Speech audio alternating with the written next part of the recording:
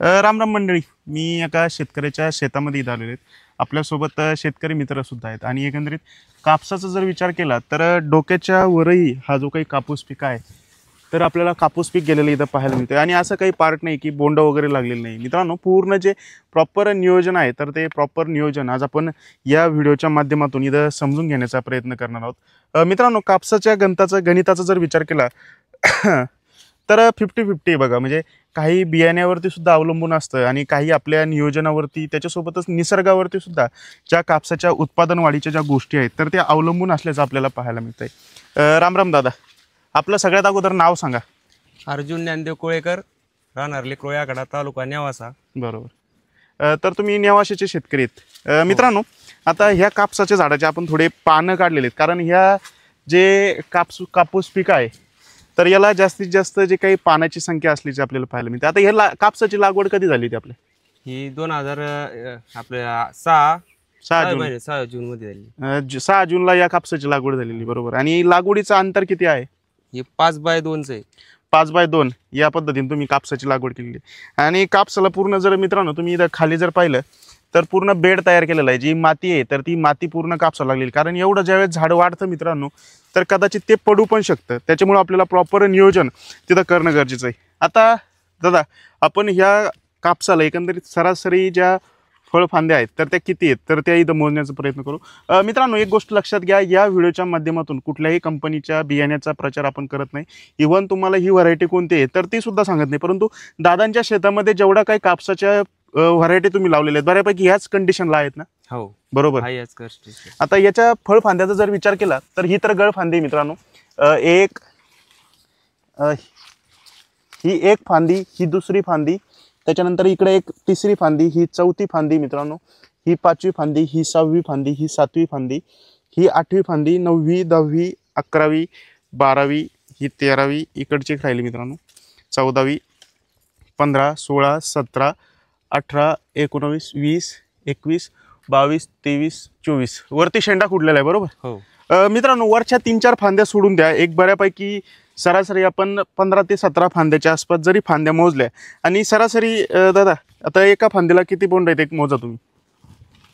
1 2 3 4 5 6 7 7 regular. एक 6 ते 7 बोंडाच्या आसपास जे बोंड आहेत तर ते एका फांदीला तिथं परिपक्व झालेले, बरोबर. आता पुरेपूर ओके झालेले आहे ना शेवटपर्यंत. मित्रांनो, शेवटच्या फांदीचे सुद्धा मी तुम्हाला इथं मोजून दाखवण्याचा प्रयत्न करतो. 1 2 3 4 5, याला 5 बोंड आहेत. 1 2 3 4 5, याला 5 बोंड आहे मित्रांनो. 1 2 3 4 5 6, हे 7वं बोंड लागलं तर लागू शकतं, बरोबर. एक आपण 6 जे बोंड आहेत तर ते एका फळफांदीला इथं परिपक्व धरू.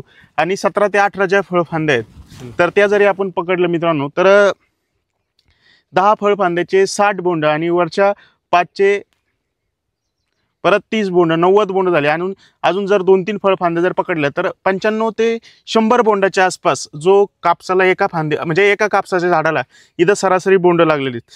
आता एका कापसाच्या बोंडाच्या वजनाचा जर आपण विचार केला तर एक 3 ग्रॅमच्या आसपास एका कापसाच्या बोंडाचं वजन भरतं, बरोबर. हो. आणि तुमच्या एका कापसाच्या झाडाला एक सरासरी 100 बोंडाच्या आसपास जे बोंड आहेत तर ते आज आपण परिपक्व झालेले आहेत या कंडिशनला. आता जर तुम्ही शेंडा खुडला नसता तर त्याचा दुष्परिणाम पण कदाचित झाला असता. म्हणजे जे कापसाचे जे खालचे पाते आहेत किंवा बोंड आहेत तर ते गळालेले आपल्याला पाहायला मिळू शकत होते. 100 बोंडाच्या आसपास म्हणजे 300 ते 400 ग्राम जो काही कापूस आहे तर तो एका कापसाच्या झाडाला आपल्याला सरासरी निघू शकतो. आणि एका एकरमध्ये 5x2 या हिशोबाने जर गेले तर 5,500 हजाराच्या आसपास जो काही कापसाचे जे झाडं आहेत तर ते 1 एकर क्षेत्रात बसतात. आपण 5,000 जरी झाडं पकडले आणि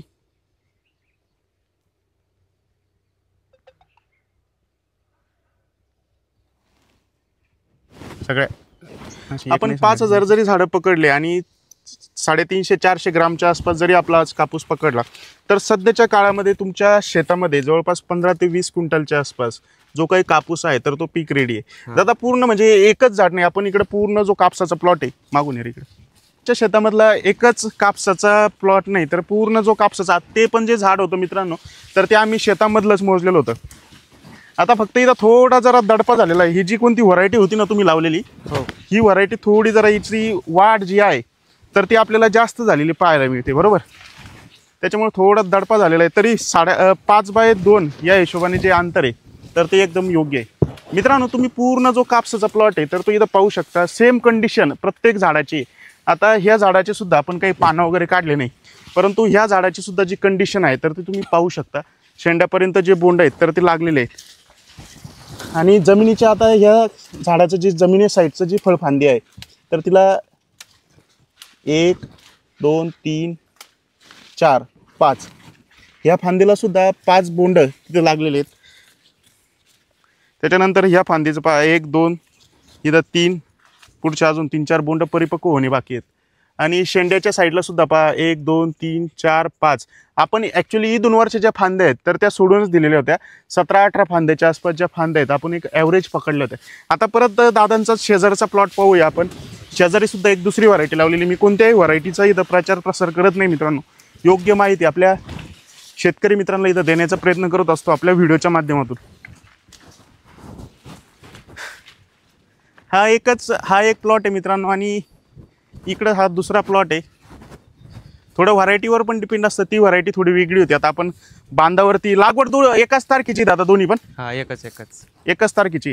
मित्रांनो, या शेतामध्ये सुद्धा दादांचा दुसऱ्या व्हरायटीचा कापूस आहे. आणि एकंदरीत आज आपण इथं ऑब्झर्वेशन जर केलं तर खालच्या साईडचं हे मित्रांनो फांदी 1 2 3 4 4 हिला आहेत. 1 2 3 4 5 6 हिला 6 बोंड परिपक्व आहेत मित्रांनो. म्हणजे याच्यातून काही जरी झालं तरी कापूस निघणार. हे अजून तिकडच्या साईडची खालची मित्रांनो. 1 2 3 4 5 हिला 5 ते 6 जे काही बोंड आहेत तर ते पक्के आहेत. हिचा विचार करू 1 2 3 4 5 हिला सुद्धा 5 जे बोंड आहेत ते पक्के झालेले. आणि हा सुद्धा त्याच लेवलचा कापूस आपल्याला वाटतोय. ही पण कापसाची जी लागवड आहे तर तिचं अंतर किती आहे? 5x2चं 5x2च आहे. हो. आणि एकंदरीत आता हे जे खत व्यवस्थापन फवारणी व्यवस्थापन आपण आतापर्यंत एक अंदाजे तुम्हाला जे आठवतो त्या पद्धतीने कसं केलं? तरी पहिलं 14-35-14 वापरलेलं आहे.